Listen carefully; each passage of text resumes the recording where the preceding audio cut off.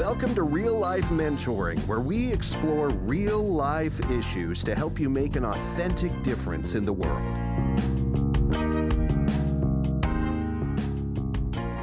Hi, it's Chris and Christina. You are listening to Real Life Mentoring podcast.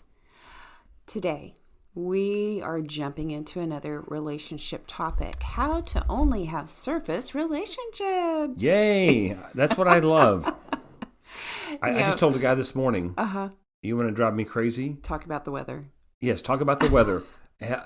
Force me to have nothing but surface relationships in a day. Right. Yeah, that'll pretty much do me in. Well, why in the world would we talk about this? Because unfortunately, many of us, I think, they navigate life with surface relationships. How do I know this? Look at suicide rates. Look at Depression, anxiety. Does that go away with a deep relationship? No, but man, it helps. We speak from experience. I don't have any statistics to back that up. My own experience, and then 30 plus years of working with people. We know that to be true. And don't misunderstand. We realize in this world, we are going to have some surface relationships. Right. Because you can't know everybody deeply. You go to the grocery store, you go to the gym. You cannot live life and have numerous deep relationships. But here's the thought. Yeah. If everyone is surface, that's an issue. And that happens in families. You can have families, together for years. It can actually be a generational thing. We keep things pretty much on the surface level. Right. So why are we talking about this? Well, here's the principle. If you remain on the surface, that's what you're going to receive from others. If you only talk about fluff, you're probably only going to get fluff back. And the beauty of this, it only takes one person to go a little bit deeper to deepen the relationship. Yeah.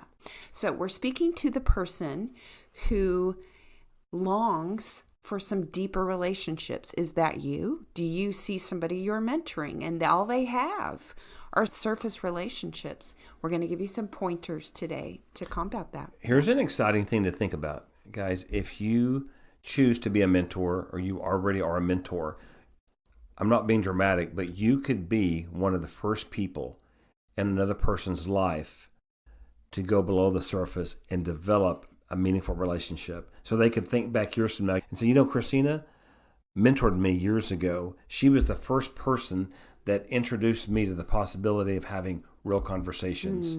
I had a guy tell me years ago, raised in the church, raised with a good family, but he told me, as we're talking about some real things, Chris, I didn't know this is possible between two men. Going deeper. Mm-hmm. I didn't realize guys did this and could do this. He goes, I knew I had desires, but I didn't even know how to describe it. So today we're going to talk about how to only have surface relationships, and we're going to give you pointers. We're going to tell you what not to do to help illustrate the point of what to do. So, how to only have surface relationships? Number 1, don't talk about things of real importance.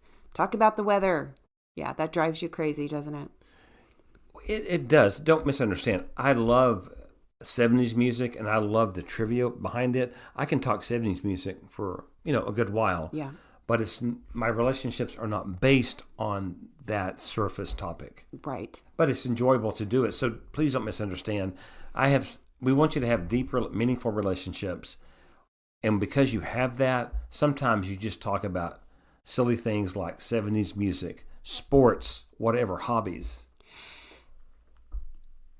I think a good thing to assess in your own relationships, if you spend an hour talking over coffee with a friend, do they know you better from having spent that hour than do they know facts? Oh, well, she got that shirt at Ross for $12.99. Oh, she had to go pick up her groceries at the drive-thru at Walmart. Or, wow, she's really struggling with this season in her life, or the deeper things. I think we get confused. Well, I spent an hour with this person and we talked. Okay, but what did you talk about? Did you reveal? Did you show your soul? Did you understand somebody else on a deeper level? If you're not talking about important things, only surface conversations, that's where that relationship's going to stay. Yeah, and it's easy to do that. Yeah. And you can't force someone to go No. below the surface. Right. I mean, do you want someone to dunk you under the deep water and No. keep you under there? It's kind of like that. You can't force someone. You can engage and try it. Right. And if they don't take a hold of it at some point, then you can't do any more with that. Right. But many are waiting for that. Right. So, how to have only surface relationships? Use sarcasm to get your point across. Now, that to me, I know you wrote that down here as a point. Explain that, unpack that a little bit. I don't know if it happens with women, but I see this happening with men a lot. Guys will joke about one another, Yeah. use sarcasm to try to connect Yeah. instead of saying, hey, man, Joe, I'd like to spend some time with you. Could we have a cup of coffee and tell me some of your story? Now, I do this all the time. Sure. I'm used to it. I know a lot of guys don't. They're not Yeah. used to it.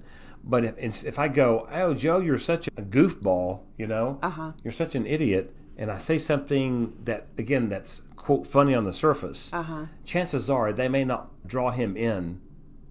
Yeah, I'm thinking if you call somebody an idiot, they're not drawn in.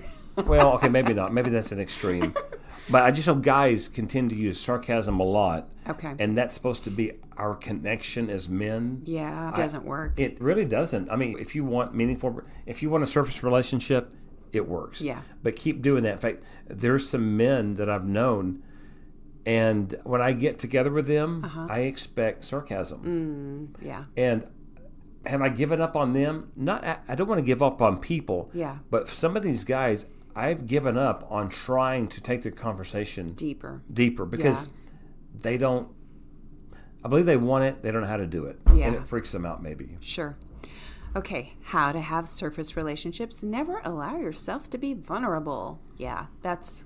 What does that look like? I'm just thinking of somebody going, okay, how do you be vulnerable? I think it's harder when you're in a relationship where it's currently surface than to try to be the one to go deeper. But it could be in the form of a question, like if you're wanting to be vulnerable, you show up to coffee with a friend instead of spending the next hour talking about the good deals you found on Facebook Marketplace or whatever. You go, my goodness, today's been a rough day. Why? Why, Sally? Why has today been rough? I'm just struggling mentally. I can't seem to get past this core issue. What issue? Core issue. Oh, they said a court issue. You're going to court? No, yeah. But it usually takes one person, and I've been on the planet 54 years. Very few times have I been the recipient of somebody going vulnerable first. I'm usually the one who goes vulnerable, and then people follow. So be encouraged, you listener. You want your relationships to go deeper. You are probably going to have to be the one to take it there, to lead. And if they don't bite, like we've already referred to, then that's okay. But you can always try, and you probably will have to be the first one to go there. Let me clarify. So I use the word vulnerable, and a friend of mine has told me before he doesn't like that word vulnerable. Okay. For him, he thinks of, maybe being controlled by someone. I'm vulnerable in this situation. Okay. That's not what we're talking about here. I'm thinking being authentic. Being authentic, being transparent. Yeah. Like putting it out there to go, I don't know how to do this. I'm struggling with this. I need some help. In fact, that's an area for a lot of men, and I used to struggle with this as well when I was much younger. I did not know how to do something. I needed help, but I would not make it known that I needed help. Yeah. I just try to figure it out. That doesn't go well, and it causes extra stress. And someone else, another man or woman, could really be encouraged by them helping me in some way. But my point is, I've got to be vulnerable and say, Christina, I do not know how to do this. Yeah. Would you help me? Good. Vulnerable, authentic, we'll say. Okay. How to keep your relationships at a surface level. Choose to be passive. Don't make any personal effort to develop the relationship. Unpack that. Oh, well, I don't think I have a specific relationship that I would think of now. Be passive. Well, maybe at work. I'm guessing that, I've had work relationships where it just needs to remain a work relationship.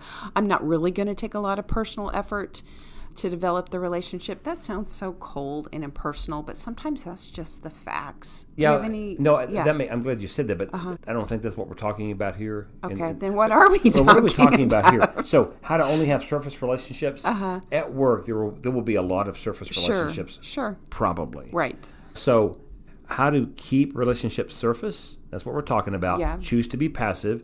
I would say, again, don't go to any personal topics. Yeah. Okay, here's another one. You have a conflict, an issue, a challenge or something in the relationship. Yeah. And you choose to push it aside instead of address it. Is this another characteristic, or are you giving an example? No, I think it's an example that Of being passive. Being Gotcha. passive. I'm not going to, it's right in front of me. It really needs to be addressed, but I'm going gotcha. to be passive and not address it. Oh, yeah. That will keep the relationship surface, because something will happen in our brains at some point in that relationship, and it'll be known as, we don't talk about difficult topics in this relationship. We keep it surface. So, Good. yeah, I'm sure there's more on that, but yeah. Okay. So if you want your surface relationships to be healthy, is that a right thing? Don't allow others to disagree with you or have a difference of opinion. Just echoes the point that you just made. I think that's the true test of the depth of a relationship. When there's conflict, what do you do with it? Is it worth the effort to dig into the deeper places and to come out the other side, or just ignore it, keep on going? We're not just going to go there. Does that make sense? It does. And, I wrote it like this: don't allow others to disagree with you. Yeah. That's impossible. Well, we don't ever say that. Yeah. It's impossible. You cannot disagree with me. However, we can put up body language, our tone of voice, things like that, past experiences that tell someone, I'm really not allowed to disagree with this person. Yeah. I've experienced that on the job with a man that I wanted a connection with. We had a bit of a friendship, and I thought, this is possible. But at some point I realized that it's not acceptable. Yeah. Maybe that's the word, to disagree with him, because there will be problems. If I disagree with him, I'm judging him. Yeah. So if I never disagree with that person, but I don't really believe that, I mean, where can the relationship go with that? Yeah. I'm just thinking back to lots and lots and lots of years ago with some extended family. And there was a male who was very...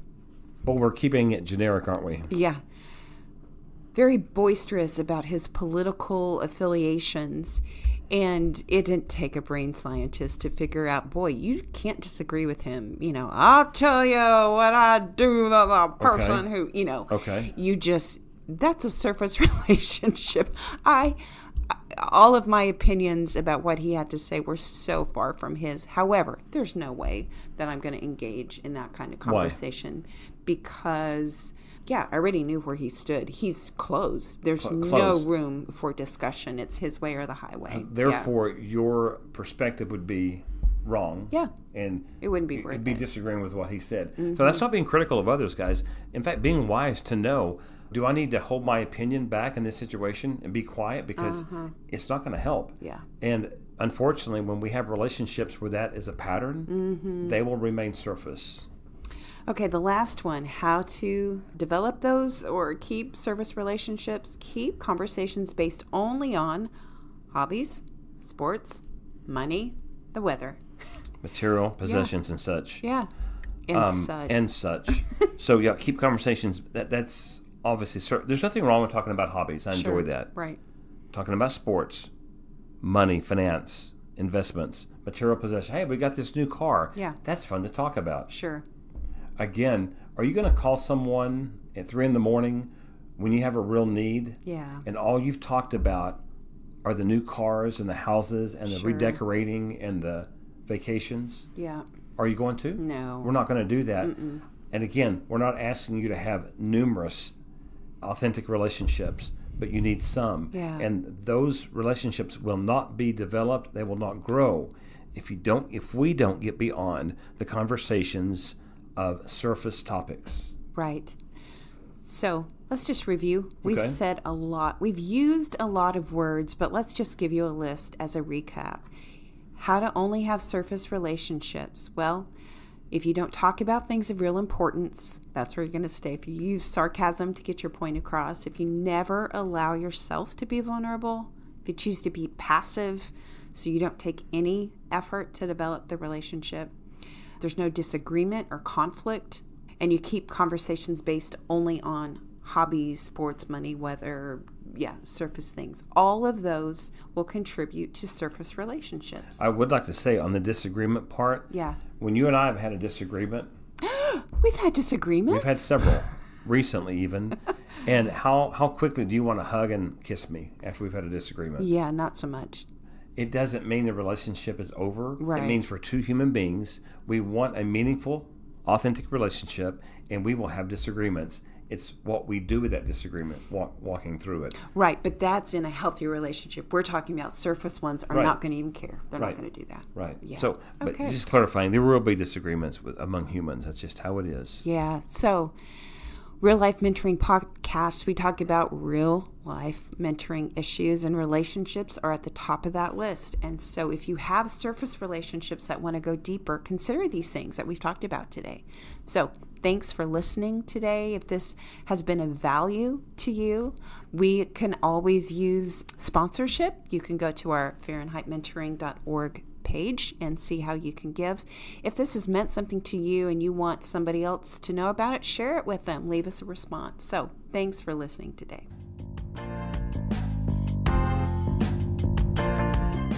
We want to thank you as always for listening. If something that you listened to was helpful, we would really love it if you would go to Apple or Spotify, leave us a review, download, subscribe. If you'd like to give a financial contribution to help us continuing bringing this sort of broadcasting to you, just go to FahrenheitMentoring.org.